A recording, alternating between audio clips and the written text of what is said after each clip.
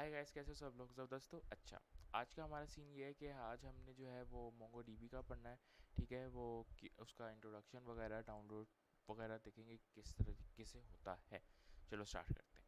Mongo dB basically एक no SQL data document oriented database है। ठीक है, इसके अंदर सीन ये होता है कि ये जो होता है ना, अब वो आपके पास as compare to SQL SQL बोले तो स्ट्रक्चर क्यूरी लैंग्वेज, उसके अंदर क्या होता है वो टेबल के ऊपर काम करता है। ठीक है, ये जो होता है मोंगोडीबी किसके ऊपर काम करता है?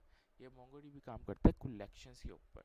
इसके ऊपर हमने एक छोटा सा ये बनाया हुआ है। ठीक है, अच्छा इसमें क्या है, ये डेटाबेस है। ठीक है, ये तो हम सबको पता है मोंगोडीबी डेटाबेस है, नो एसक्यूएल है। ठीक है, उसके अंदर इसको क्या कहते हैं हम, जिस तरह सीक्वल में हम इसको कहते हैं इस एरिया को हम क्या कहते हैं, टेबल्स उसमें, और इसमें क्या कहेंगे, कलेक्शंस। ठीक है, उस कलेक्शंस के अंदर क्या होते हैं हमारे पास, डॉक्यूमेंट्स, जिसको हम परफॉर्म करते हैं। ठीक है, उसके अंदर जो भी हमने स्टोर करना होता है वो किसके अंदर करते हैं, डॉक्यूमेंट्स के अंदर। और सीक्वल के अंदर क्या होता है, ये एरिया होता है टेबल, और टेबल के अंदर हम किसके अंदर स्टोर करते हैं, रोज एंड कॉलम्स के अंदर। सिंपल, ये एक चीज़ हमारे पास हो गई। उसके बाद हम आते हैं इससे भी बैक आते हैं 2 मिनट के लिए। आ, और हम खोलते हैं ये। अच्छा, मोंगोडीबी क्या होता है? No SQL document based databases. ठीक है, मतलब वो उसके अंदर बिल्कुल जो है वो सीक्वल का कुछ हिस्सा नहीं होता। मतलब जिस तरह सीक्वल जो होती है वो एक तरह से स्ट्रक्चर क्यूरी लैंग्वेज है, स्ट्रक्चर्ड के ऊपर काम करती है। ये स्ट्रक्चर्ड नहीं होती। ठीक है, ये कलेक्शन के ऊपर काम करती है। उसके बाद दूसरा, ये जो होती है वो सपोर्ट करती है एग्रीगेशन पाइप्स को। एग्रीगेशन पाइप्स जो होते हैं, मतलब क्या मतलब, लाइन बाय लाइन। ठीक है, इस तरह एग्रीगेशन पाइप्स ही लगने ना, एक तरह से एक दो तीन, इस तरह करके। ठीक है, अब इसके बाद क्या सीन है हमारे पास आ गया एक और। अच्छा, इसके डिफरेंस बता देते हैं। फीचर के लिहाज से रिलेशनल होता है ये, और ये होता है नो एसक्यूएल। ठीक है, simple structure, table rows column के ऊपर काम करता है। ये किसके ऊपर काम करता है, कलेक्शन और डॉक्यूमेंट्स। और इसके बाद क्या होती हैं, फील्ड्स। फील्ड्स मतलब डॉक्यूमेंट्स के अंदर जो भी हमारा डाटा होता है उसको हम क्या कहते हैं, फील्ड्स।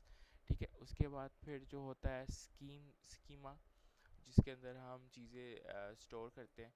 ये स्ट्रिक्ट स्ट्रक्चर होता है और ये स्कीमा लेस होता है। ठीक है, इसके अंदर ये मतलब स्ट्रक्चर इसके अंदर भी होता है, ऐसी बात नहीं है, लेकिन एज कम्पेयर टू सीक्वल इसके अंदर थोड़ा कम होता है। ये सपोर्ट्स करता है किसको, ज्वाइन को, और ये सपोर्ट करता है यूजेस एम्बेडिंग एंड रेफरेंसिंग को। ज्वाइन क्या होता है, ज्वाइन का मतलब होता है फॉर एग्जांपल, इसको इस डॉक्यूमेंट को मैंने इस डॉक्यूमेंट से ज्वाइन करना है। फॉर एग्जांपल ये कौन सा जो डॉक्यूमेंट हुआ, ये हुआ लेफ्ट ज्वाइन और ये हुआ राइट ज्वाइन। इसको ज्वाइन करूंगा मैं थ्रू इनर ज्वाइन से। ठीक है, दोनों कॉमन आ जाएंगे। ये होता है हमारे पास सीक्वल डेटाबेस, जो कि हम पढ़ नहीं रहे।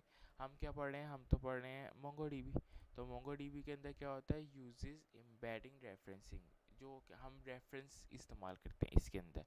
ठीक है, किसी चीज़ को फॉर एग्जांपल कोई वो जो होता है, जिस तरीके से अभी इसके जो मतलब कलेक्शंस होती हैं, उसको हम यूज एम्बेडिंग के थ्रू हम उसको कलेक्ट कर सकते हैं डाटा को। ठीक है, उसके बाद फिर स्केलिंग वर्टिकल होता है। स्केलिंग वर्टिकल के अंदर ये स्केलिंग अप होता है और ये हॉरिजॉन्टल शेडिंग होता है। हॉरिजॉन्टल बोले तो इस तरह। ठीक है, और क्यूरिंग के लिहाज से स्ट्रक्चर क्यूरी लैंग्वेज है, मोंगोडीबी क्यूरी लैंग्वेज है। ठीक है, इसका नाम ये हो गया, ज़बरदस्त हो गया। अब उसके बाद थोड़ा सा हम इसका पढ़ लेते हैं कि जो लिखा था कि यार ये इंट्रोडक्शन थोड़ा सा ये मैंने तुम लोगों को बता दिया कि जस्ट लाइक जेसन लाइक बेसन फॉर्मेट होता है। ठीक है, उसके बाद फिर हमारे पास जो होता है वो रिलेशन डेटाबेस और मोंगोडीबी में क्या फ़र्क होता है वो मैंने तुम लोगों को बता दिया।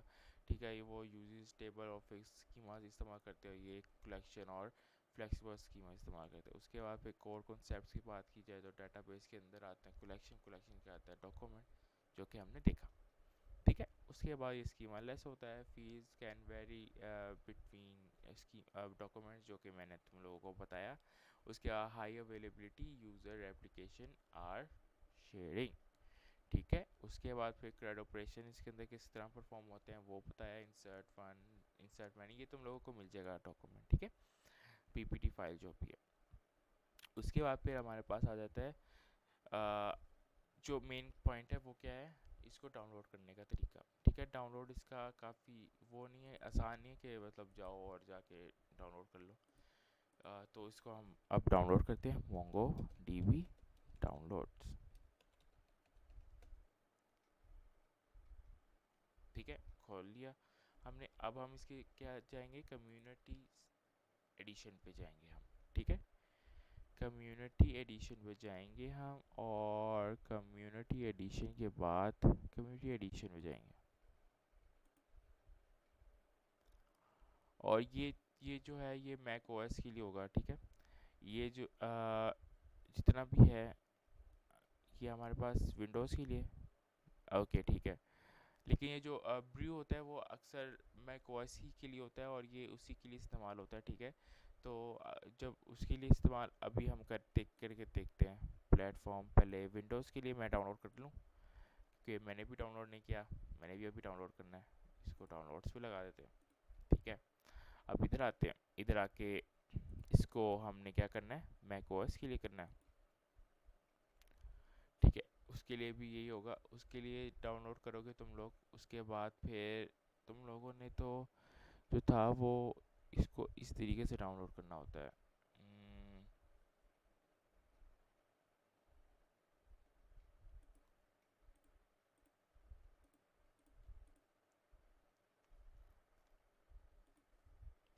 मोंगो डीबी मैक ओएस,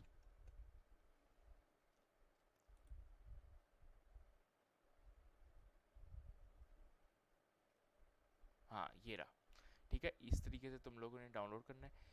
तुम लोगों ने जो मैक ओएस के यूज़र्स हैं उसने किस तरह डाउनलोड करना है हमने जाना है। आपके पास एक होता है ये टर्मिनल पे जाके आप ये कमांड डालेंगे। उसके बाद आपको ब्रू डाउनलोड करना पड़ेगा, क्योंकि ये ब्रू अगर नहीं डाउनलोड तो इस तरीके से डाउनलोड कर लेना, वरना अक्सर डाउनलोड ही होता है, जाके देख लेना।